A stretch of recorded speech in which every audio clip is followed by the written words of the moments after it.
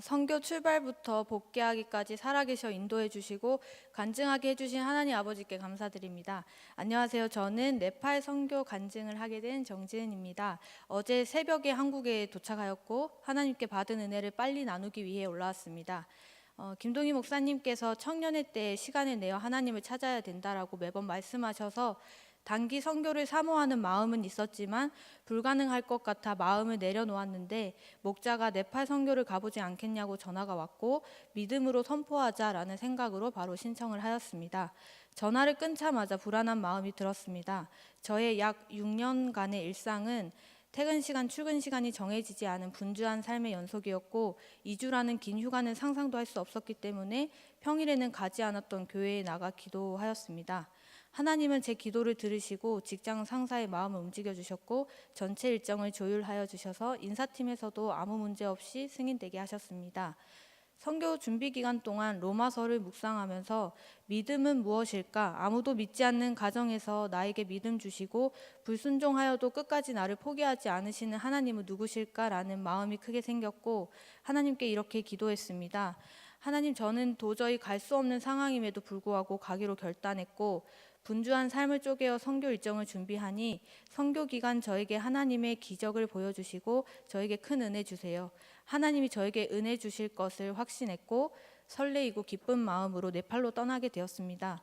네팔 카트만두로 들어간 첫날 팀원들과 함께 저녁을 먹고 숙소로 걸어가는 중 신을 모시는 신전들이 길거리 곳곳에 위치해 있는 것을 보게 되었고 동성애를 지지하는 그림, 사람과 동물을 섞어 놓은 우상의 그림 등 충격적이고 기괴한 벽화가 길거리 내내 있는 것을 보게 되었습니다.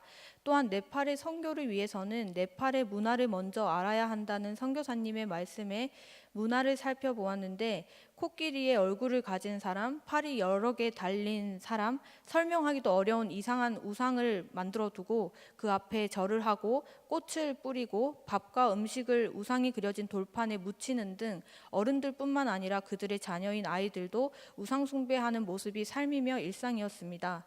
3만 3천 개의 우상이 있는 영적으로 악한 땅이라는 것을 알고 있었지만 생각했던 것보다 더욱 심각했습니다.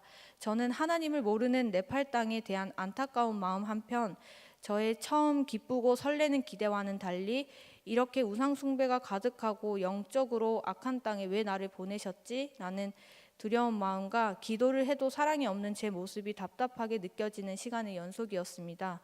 이후 네팔 아이들에게 한국 문화를 알려주기 위한 사역 일정을 위해 전날 밤 팀원들과 제기를 만들어 보았는데 한국에서는 잘 되던 것이 되지 않았고 순간 제기 만드는 것을 없애버릴까라는 말이 제 입에서 튀어나왔습니다.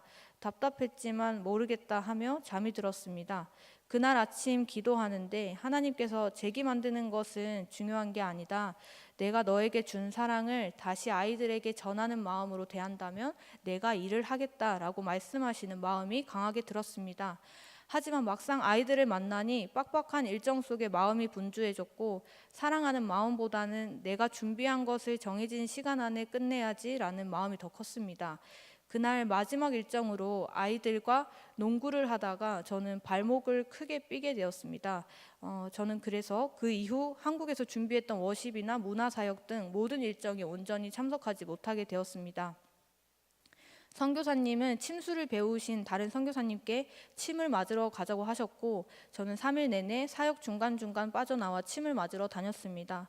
저는 팀원에게 피해를 주고 먼 땅에 와서 다치고 영적으로 눌리고 너무 속상했지만 어쩔 수 없이 다친 다리로 그 이후 일정인 네팔 곳곳에 계신 여러 선교사님들을 만났습니다. 선교사님들은 태권도 사역, 한국 요리 식당 사역, 고아원 사역, 어린이 도서관 사역, 한국어 학원 사역 등 다양한 사역을 하고 계셨습니다. 네팔은 2018년 7월부터 복음을 전하면 강제 추방되는 법으로 개정되었기 때문에 선교사님들은 네팔에서 복음을 직접적으로 전하지 못하지만 삶을 통해 복음을 전하고 계시다고 하셨고 하나님께서 어떻게 일하시는지 이야기를 해주셨습니다. 하나님의 방법대로 살아내는 삶 자체가 선교다라는 말씀을 통해 제 삶을 뒤돌아보게 되었고 많은 도전이 되었습니다.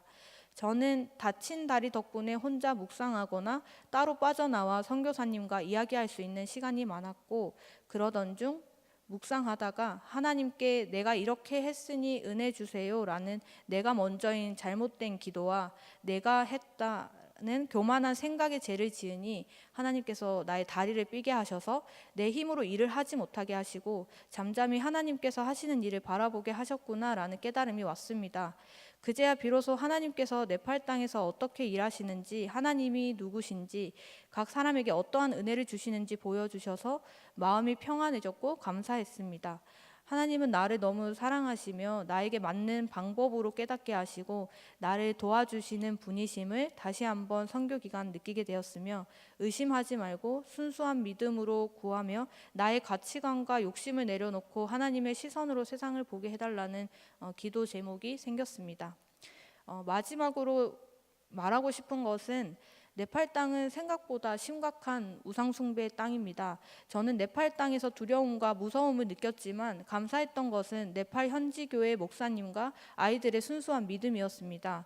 제가 경험하진 못했지만 한국의 부흥이 일어난 그 시대에 선교사님의 순교, 믿음의 선배들 덕분에 현재 우리가 자유롭게 어려움 없이 하나님을 믿을 수 있는 것처럼 네팔 현지 아이들과 목사님의 믿음, 선교사님들의 사역을 통해 네팔 땅에 복음화가 일어날 것 같다는 확신이 생겼고 이를 위해 기도할 것입니다.